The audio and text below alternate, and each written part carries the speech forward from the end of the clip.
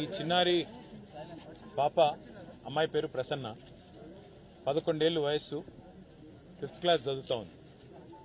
ఇవాళ క్షుద్ర రాజకీయాల వల్ల చిల్లర రాజకీయాల వల్ల ఈ పాప తన తండ్రిని కోల్పోయింది. ఉద్దేశం ఏంది? ఎందుకు వాళ్ళ తండ్రి చనిపోయినారు? ఒక్కటే ఒక్క కారణం, ఏదన్నా చేసి రాజకీయ లబ్ధి పొందాలి, అవసరమైతే మనుషుల ప్రాణాలు తీసైనా సరే, చంపేసైనా సరే రాజకీయంగా బదనాం చేయాలి అనే ఒకే ఒక్క చిల్లర ప్రయత్న భాగంలో ఇవాళ వెంకటేశం గారు మన మధ్యనే లేకుండా పోయినారు. వాళ్ళ భార్యని, వాళ్ళ తల్లిని, వాళ్ళ పాపని అనాథను చేసి ఇవాళ ఆయన పోయినాడు. నిజంగా రాష్ట్ర రాజకీయాల్లో 20 ఏళ్లుగా నేను కూడా ఉన్నా. ఇంకా చాలా మంది పెద్దలు ఇక్కడ ఉన్న వాళ్ళు నాకంటే సీనియర్లు కూడా ఉన్నారు.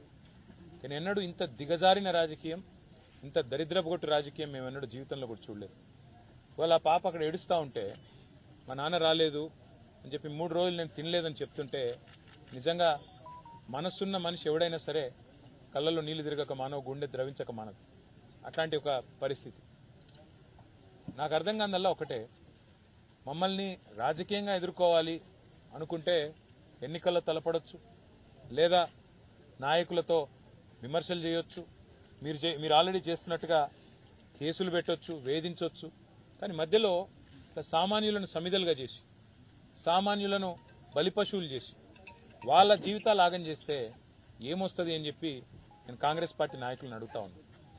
చనిపోయింది వెంకటేశం గారు, చంపింది, అరెస్టు చేసింది ఒక చిన్న చిన్న నాయకులు, చోటామోటా కాంగ్రెస్ నాయకులను అరెస్ట్ చేసినారు. కానీ ఆ చోటామోటా కాంగ్రెస్ నాయకులు కేవలం పాత్రదారులు మాత్రమే. అసలు సూత్రధారులు పెద్దవాళ్ళు వెనకాల ఉన్నారు, వాళ్ళు తప్పించుకున్నారు. కానీ మేము వదిలిపెట్టాం. ఆ తల్లి కూడా మమ్మల్ని అడిగింది ఒకటే, వెంకటేశం గారి భార్య, అన్నా న్యాయం జరిగేదాకా మాతో ఉండండి అన్నారు. అసలు కథ అంతా ఎక్కడ ప్రారంభమైందంటే ఈ ఇల్లు మరి కొంత ఇబ్బందికరమైన పరిస్థితిలో ఉంది. కొత్త ఇల్లు శాంక్షన్ కావాలని చెప్పి కాంగ్రెస్ నాయకుల దగ్గర పోతే దానికోసం 4 రోజులుగా తిప్పించుకొని ఇవాళ ఈ పరిస్థితి తెచ్చినారు. అందుకే నేను ఇప్పుడే కలెక్టర్ గారికి మాట్లాడి చెప్పాను, ఒకవేళ మీరు ఇస్తారా ఇవ్వండి, లేదా మేము మా పార్టీ తరఫున ఇల్లు కట్టిస్తాము, మీరు అడ్డం రాకండి అని చెప్పినాను.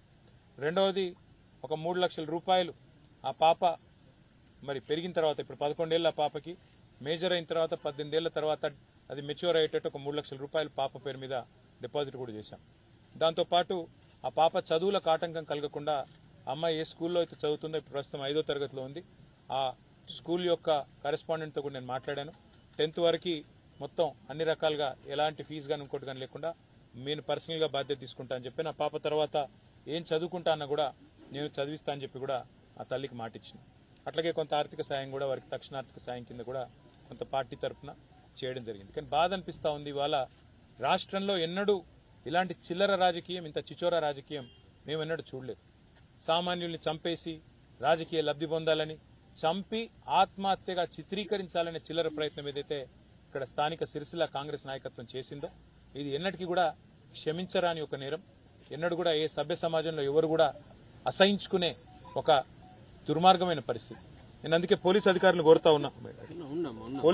కోరుతా ఉన్నా, న్యాయం చేయండి దయచేసి. ఇందులో రాజకీయాలు అవసరం లేదు.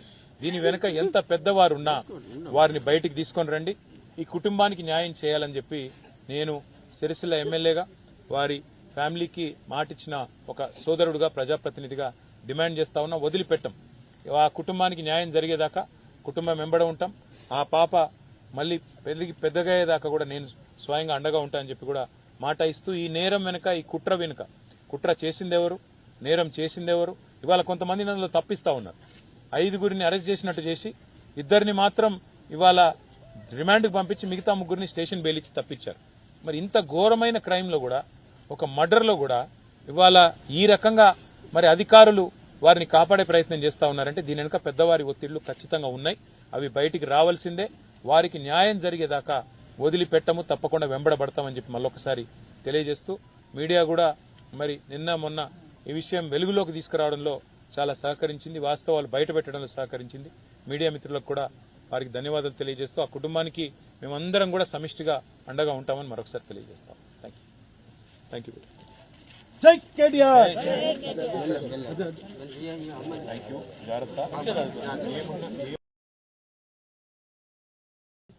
ఇవాళ ఆయన పోయినాడు. నిజంగా రాష్ట్ర రాజకీయాల్లో 20 ఏళ్లుగా నేను కూడా ఉన్నా. ఇంకా చాలా మంది పెద్దలు ఇక్కడ ఉన్న వాళ్ళు నాకంటే సీనియర్లు కూడా ఉన్నారు. కానీ ఎన్నడూ ఇంత దిగజారిన రాజకీయం, ఇంత దరిద్రపుగొట్టు రాజకీయం మేము ఎన్నడూ జీవితంలో కూడా చూడలేదు. ఇవాళ ఆ పాప అక్కడ ఏడుస్తూ ఉంటే మా నాన్న రాలేదు అని చెప్పి 3 రోజులు నేను తినలేదని చెప్తుంటే నిజంగా మనసున్న మనిషి ఎవడైనా సరే కళ్ళల్లో నీళ్లు తిరగక మానవ, గుండె ద్రవించక మానదు. అట్లాంటి ఒక పరిస్థితి. నాకు అర్థం కాదల్లా ఒకటే, మమ్మల్ని రాజకీయంగా ఎదుర్కోవాలి అనుకుంటే ఎన్నికల్లో తలపడొచ్చు, లేదా నాయకులతో విమర్శలు చేయొచ్చు, మీరు ఆల్రెడీ చేస్తున్నట్టుగా కేసులు పెట్టొచ్చు, వేధించవచ్చు. కానీ మధ్యలో సామాన్యులను సమిధలుగా చేసి, సామాన్యులను బలిపశువులు చేసి వాళ్ళ జీవితాలు ఆగం చేస్తే ఏమొస్తుంది అని చెప్పి నేను కాంగ్రెస్ పార్టీ నాయకులను అడుగుతా ఉన్నాను. చనిపోయింది వెంకటేశం గారు, చంపింది, అరెస్టు చేసింది ఓ చిన్న చిన్న నాయకులు, చోటామోటా కాంగ్రెస్ నాయకులను అరెస్ట్ చేసినారు. కానీ ఆ చోటామోటా కాంగ్రెస్ నాయకులు కేవలం పాత్రదారులు మాత్రమే. అసలు సూత్రధారులు పెద్దవాళ్ళు వెనకాల ఉన్నారు, వాళ్ళు తప్పించుకున్నారు. కానీ మేము వదిలిపెట్టాం. ఆ తల్లి కూడా మమ్మల్ని అడిగింది ఒకటే, వెంకటేశం గారి భార్య, అన్నా న్యాయం జరిగేదాకా మాతో ఉండండి అన్నారు. అసలు కథ అంతా ఎక్కడ ప్రారంభమైందంటే ఈ ఇల్లు మరి కొంత ఇబ్బందికరమైన పరిస్థితిలో ఉంది. కొత్త ఇల్లు శాంక్షన్ కావాలని చెప్పి కాంగ్రెస్ నాయకుల దగ్గర పోతే దానికోసం 4 రోజులుగా తిప్పించుకొని ఇవాళ ఈ పరిస్థితి తెచ్చినారు. అందుకే నేను ఇప్పుడే కలెక్టర్ గారికి మాట్లాడి చెప్పాను, ఒకవేళ మీరు ఇస్తారా ఇవ్వండి, లేదా మేము మా పార్టీ తరఫున ఇల్లు కట్టిస్తాము, మీరు అడ్డం రాకండి అని చెప్పినాను. రెండవది, ఒక 3 లక్షల రూపాయలు ఆ పాప మరి పెరిగిన తర్వాత, ఇప్పుడు 11 ఏళ్ళ పాపకి, మేజర్ అయిన తర్వాత 18 ఏళ్ల తర్వాత అది మెచ్యూర్ అయ్యేటట్టు ఒక 3 లక్షల రూపాయలు పాప పేరు మీద డిపాజిట్ కూడా చేశాం. దాంతోపాటు ఆ పాప చదువులకు ఆటంకం కలగకుండా, అమ్మాయి ఏ స్కూల్లో అయితే చదువుతుందో, ఇప్పుడు ప్రస్తుతం 5వ తరగతిలో ఉంది, ఆ స్కూల్ యొక్క కరెస్పాండెంట్తో కూడా నేను మాట్లాడాను.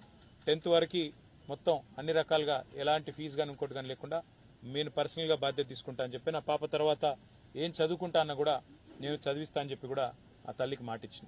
అట్లాగే కొంత ఆర్థిక సాయం కూడా, వారికి తక్షణ ఆర్థిక సాయం కింద కూడా కొంత పార్టీ తరఫున చేయడం జరిగింది. కానీ బాధ అనిపిస్తా ఉంది, ఇవాళ రాష్ట్రంలో ఎన్నడూ ఇలాంటి చిల్లర రాజకీయం, ఇంత చిచోరా రాజకీయం మేము ఎన్నడూ చూడలేదు.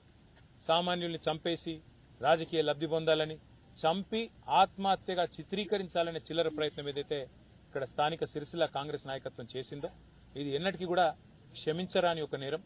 ఎన్నడూ కూడా ఏ సభ్య సమాజంలో ఎవరు కూడా అసహించుకునే ఒక దుర్మార్గమైన పరిస్థితి. నేను అందుకే పోలీస్ అధికారులను కోరుతా ఉన్నా, న్యాయం చేయండి దయచేసి. ఇందులో రాజకీయాలు అవసరం లేదు. దీని వెనుక ఎంత పెద్దవారున్నా వారిని బయటికి తీసుకొని రండి, ఈ కుటుంబానికి న్యాయం చేయాలని చెప్పి నేను సిరిసిల్ల ఎమ్మెల్యేగా, వారి ఫ్యామిలీకి మాటిచ్చిన ఒక సోదరుడుగా, ప్రజాప్రతినిధిగా డిమాండ్ చేస్తా ఉన్నా. వదిలిపెట్టం. ఆ కుటుంబానికి న్యాయం జరిగేదాకా కుటుంబం వెంబడ ఉంటాం. ఆ పాప మళ్ళీ పెద్దగా అయ్యేదాకా కూడా నేను స్వయంగా అండగా ఉంటా అని చెప్పి కూడా మాట ఇస్తూ, ఈ నేరం వెనుక, ఈ కుట్ర వెనుక, కుట్ర చేసిందెవరు, నేరం చేసిందెవరు, ఇవాళ కొంతమంది అందులో తప్పిస్తా ఉన్నారు. 5గురిని అరెస్ట్ చేసినట్టు చేసి 2 మాత్రం ఇవాళ రిమాండ్కు పంపించి మిగతా 3 స్టేషన్ బెయిల్ ఇచ్చి తప్పించారు. మరి ఇంత ఘోరమైన క్రైమ్ లో కూడా, ఒక మర్డర్ లో కూడా ఇవాళ ఈ రకంగా మరి అధికారులు వారిని కాపాడే ప్రయత్నం చేస్తా ఉన్నారంటే దీని వెనుక పెద్దవారి ఒత్తిళ్లు ఖచ్చితంగా ఉన్నాయి. అవి బయటికి రావాల్సిందే. వారికి